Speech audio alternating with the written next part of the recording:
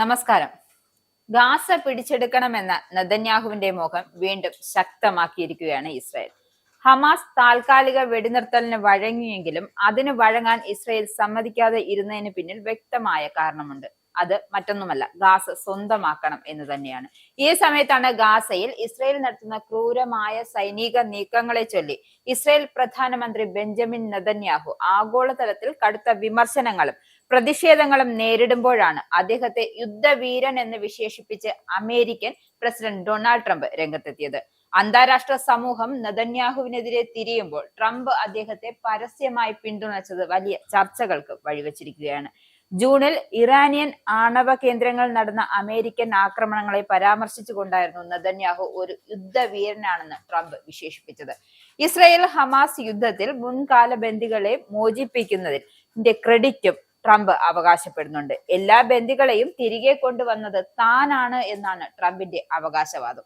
എന്തായാലും Gaza city കീഴടക്കാനുള്ള സൈനിക നടപടി ഇസ്രായേൽ ബുധനാഴ്ച ആരംഭിച്ചിരിക്കുകയാണ്. ഹമാസുമായുണ്ടായ ഏറ്റുമുട്ടലിന് പിന്നാലെയാണ് ആക്രമണം ആരംഭിച്ചത് ഇസ്രായേൽ സൈന്യം. ഇസ്രായേൽ സുരക്ഷാ മന്ത്രിസഭയുടെ ആക്രമണ പദ്ധതിക്ക് പ്രതിരോധ മന്ത്രി ഇസ്രായേൽ കാറ്റ്സ് ബുധനാഴ്ച അംഗീകാരം നൽകിയിരുന്നു. ഇതിന്റെ ഭാഗമായി 60,000 കരുതൽ സൈനികരോട് ഉടൻ ജോലിയിൽ ചേരാൻ നിർദ്ദേശം നൽകുകയും ചെയ്തു. ഇപ്പോൾ യുദ്ധമുഖത്തുള്ള 20,000 കരുതൽ സൈനികരുടെ സേവനകാലം നീട്ടുകയും ചെയ്തു. ഹമാസ് അംഗീകരിച്ച പുതിയ വെടിനിർത്തൽ വ്യവസ്ഥകൾ മധ്യസ്ഥ രാജ്യങ്ങൾ ഇസ്രായേലിന്റെ പ്രതികരണം കാത്തിരിക്കുമ്പോഴായിരുന്നു ഈ നീക്കമുണ്ടായത്. തെക്കുള്ള ഖാൻ യൂനിസിൽ തങ്ങൾക്കു നേരെയുള്ള ആക്രമണം നടത്തിയ 10 ഹമാസുകാരെ വധിച്ചെന്നും ഇസ്രായേൽ സൈന്യം ബുധനാഴ്ച വ്യക്തമാക്കിയിരുന്നു. ഒട്ടേറെ ഇസ്രായേൽ സൈനികർ കൊല്ലപ്പെട്ടുവെന്നും എന്നാൽ എത്രയവരാണ് കൊല്ലപ്പെട്ട് എന്ന കാര്യം വ്യക്തമാക്കിയിട്ടില്ല. പ്രധാനമന്ത്രി ബെഞ്ചമിൻ നെതന്യാഹുവിന്റെ നേതൃത്വത്തിൽ ചേർന്ന സുരക്ഷാ മന്ത്രിസഭയാണ് ഈ മാസം ആദ്യമാണ് ഗാസ സിറ്റി കീഴടക്കുന്നതിന് അനുമതി നൽകിയത്. ഗാസ സിറ്റി കീഴടക്കാനുള്ള പുറപ്പാട് ഇസ്രായേലിന്റെയും ഗാസയിലെയും ജനങ്ങളെ സമ്പൂർണ്ണ ദുരന്തത്തിലേക്കും മേഖല അവസാനിക്കാത്ത യുദ്ധത്തിലേക്കും നയിക്കുമെന്ന് ഫ്രഞ്ച് പ്രസിഡന്റ് ഇമ്മാനുവൽ മാക്രോൺ മുന്നറിയിപ്പ് നൽകിയിരുന്നു. ആക്രമണത്തിന് മുന്നോടിയായി ഗാസ സിറ്റിയിൽ നിന്നും ഗാസയുടെ തെക്കുഭാഗത്തേക്ക് ഒഴിഞ്ഞുപോകാൻ ഇസ്രായേൽ സൈന്യം പലസ്തീൻകാരോട് നിർദ്ദേശിച്ചിരുന്നു. സൈദൂൺ, ജബലിയ എന്നിവരുടെ പരിസര പ്രദേശങ്ങളിൽ സൈന്യം ആക്രമണം നടത്തിയതായും ഇസ്രായേലി ഉദ്യോഗസ്ഥർ വ്യക്തമാക്കുന്നുണ്ട്. നിശ്ചിത ലക്ഷ്യസ്ഥാനങ്ങൾ കേന്ദ്രീകരിച്ചു മാത്രമേ ആക്രമണം നടത്തൂ എന്നും വ്യക്തമാക്കി. മുൻപ്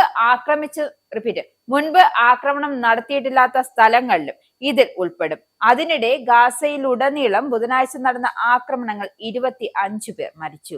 22 മാസമായി നടക്കുന്ന യുദ്ധത്തിലെ ആകെ മരണസംഖ്യ 62,122 60 ദിവസത്തെ വെടിനിർത്തലിനും 2 ഘട്ടമായി ബന്ദികളെ വിട്ടയക്കുന്നതിനുമുള്ള കരാറിനാണ് ഹമാസ് കഴിഞ്ഞ ദിവസം സമ്മതിച്ചത്.